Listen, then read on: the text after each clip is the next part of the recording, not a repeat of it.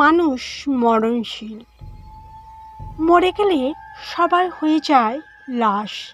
তখন কেউ আর নাম ধরে ডাকবে না, ডাকবে লাশ বলে।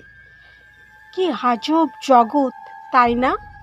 আবার কেউ যদি কোনো দুর্ঘটনা কিংবা অপ্রত্যাশিত মৃত্যুবরণ করে, তাহলে ওই ব্যক্তির লাশ ময়নাতদন্ত করা হয়। হাসপাতালের লাশ কাটা ঘরে একটি গল্প কিছুদিন পূর্বে সামাজিক যোগাযোগ মাধ্যমে ফেসবুকে ব্যাপক সাড়া ফেলেছিল। লাশ কাটা ঘরের ওই গল্পটি হলো, লাশ কাটা ঘর রয়েছে এই রাজধানীতেই। ঢাকা মেডিকেলের ২ নম্বর গেট দিয়ে ভিতরে ঢুকতেই কোলাহলপূর্ণ কর্মব্যস্ত পরিবেশ। কেউ রোগী নিয়ে ভিতরে ঢুকছে, কেউ বের হচ্ছে, কেউ বা খাবার নিয়ে রোগীর কাছে যাচ্ছে। ডাক্তার, রোগী ও রোগীর স্বজনরা সকলেই ব্যস্ত। কেউ কারো দিকে তাকাবার ফুরসতটুকুও পাচ্ছে না। সোজা ভেতরের দিকে মর্গ।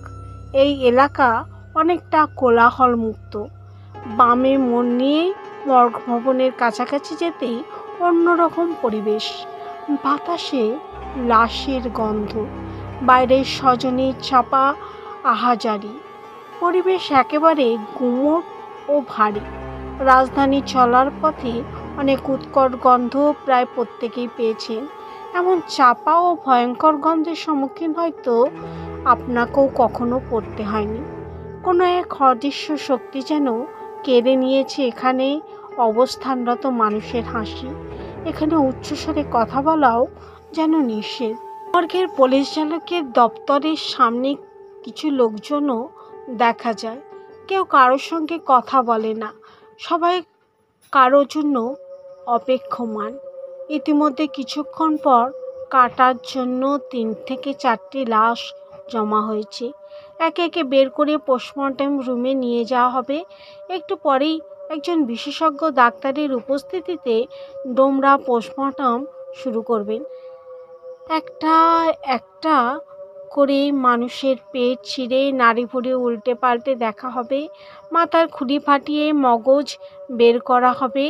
কোনো ইন্টার্নি ডাক্তার উপস্থিত থাকলে হয়তো ইচ্ছার বাইরে নাক চেপে ধরে মানুষ কাটাকুটি দেখবে। আবার মৃত মানুষটি মরে যাওয়ার কারণ নিয়েও ভাববে। তত্ত্বাবধায়ক ডাক্তার খুঁটে খুঁটে দেখবেন। মারা যাওয়ার আলামতগুলো চিহ্নিত করার চেষ্টা করবেন। কারণ পোস্টমর্টেম রিপোর্ট লেখার সময় এসব বিষয়গুলো লিখতে হবে। দাঁড়িয়ে থাকতে থাকতে এক পর্যায়ে বের করা হবে লাশগুলোকে। প্রত্যেকটা লাশ কাপড় দিয়ে ঢেকে নেওয়া হচ্ছে। এর মধ্যে একটি যুবতীর লাশ বের করা হলো। গায়ে থাকা ওড়না দিয়েই ঢাকা হয়েছে তাকে। হঠাৎ বাতাসে কাপড় পরে গিয়ে মুখ খুলে গেছে, মাথা থেকে গলা পর্যন্ত দেখা যাচ্ছে। তখনও মেয়েটির মুখে মৃত্যুর ছাপ স্পষ্ট হয়নি। ফুটফুটে সুন্দর মুখটা কি লাবণ্য মায়ামাখা। মাথা ভরা কালো চুল যেন কোথাও বের হওয়ার জন্য কেবলই সাজগোজ করেছে। এরই মাঝে কারো অপেক্ষায় একটু ঘুমিয়ে নিচ্ছে। এমন হাসি মাখা মুখ দেখে কেউ প্রথমেই ভাবতে পারবে না সে মারা গেছে। মেয়েটির বয়স আনুমানিক ১৮-১৯। ঢাকা মেডিকেল কলেজ হাসপাতালে মর্গের পুরাতন ডবল থেকে কেবল বের করা হয়েছে। বাইরে অপেক্ষমান স্বজনদের সামনে দিয়ে ট্রলিতে করে নেওয়া হচ্ছে। গন্তব্য পাশের নতুন ভবনের লাশ কাটা ঘর। কিছুক্ষণ বাদেই ডাক্তার আসার পর লাশগুলো কেটে একে একে আবার বের করা হলো। পুরাতন ভবনে নিয়ে সেই বোটকা দুর্গন্ধযুক্ত রুমে রাখা হলো। এখানে জনসাধারণের প্রবেশ একেবারেই নিষেধ। কেউ এমন পরিবেশ দেখলে নিশ্চিত অসুস্থ হবে, এটাই স্বাভাবিক।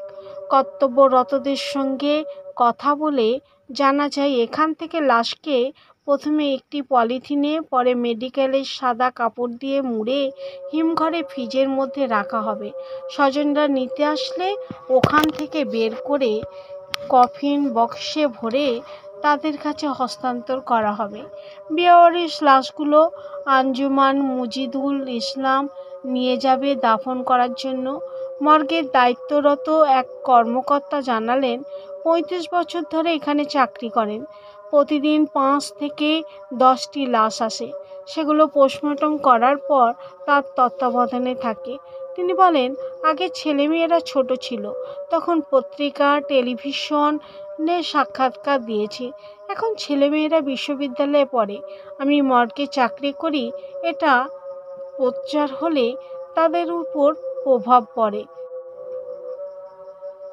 ছেলেমেয়ে এমনকি পরিবারের নিষেধের কারণে এখন আর সাক্ষাৎকার দিই না। পরে মর্গের পরিবেশ দেখার জন্য ১১টা থেকে দুপুর পর্যন্ত অপেক্ষা করেছে। এমন অবস্থায় ওই কর্মকর্তা নিয়ে গেলেন লাশ কেটে এনে সেখানে রাখা হয়। যেখানে ঘুরঘুটে অন্ধকার, কোথাও কোনো মানুষ নেই, সারি সারি অনেকগুলো রুম। এর মধ্যে একটির দরজা খুলে বলেন, দেখেন আমরা কেমন পরিবেশে কাজ করি। দরজা খুলতেই মানুষের পচা একটা বোটকা গন্ধ সারা ঘরে জমে রয়েছে। নাক বুক আটকে আর দাঁড়ানোর ক্ষমতা নেই। অন্ধকার ও নির্জনতা এতই গভীর ছিল, অজানা একটা ভয়ও কাজ করছে, যেন এখনই মরদেহগুলি জোট বেঁধে ধায়া দেবে আমাদের। এছাড়া দুর্গন্ধে পেটের ভেতর থেকে নাড়ি ভুঁড়ি বের হয়ে আসার উপক্রম। দূরে জানালা দিয়ে কিছুটা আলো প্রবেশ করছে।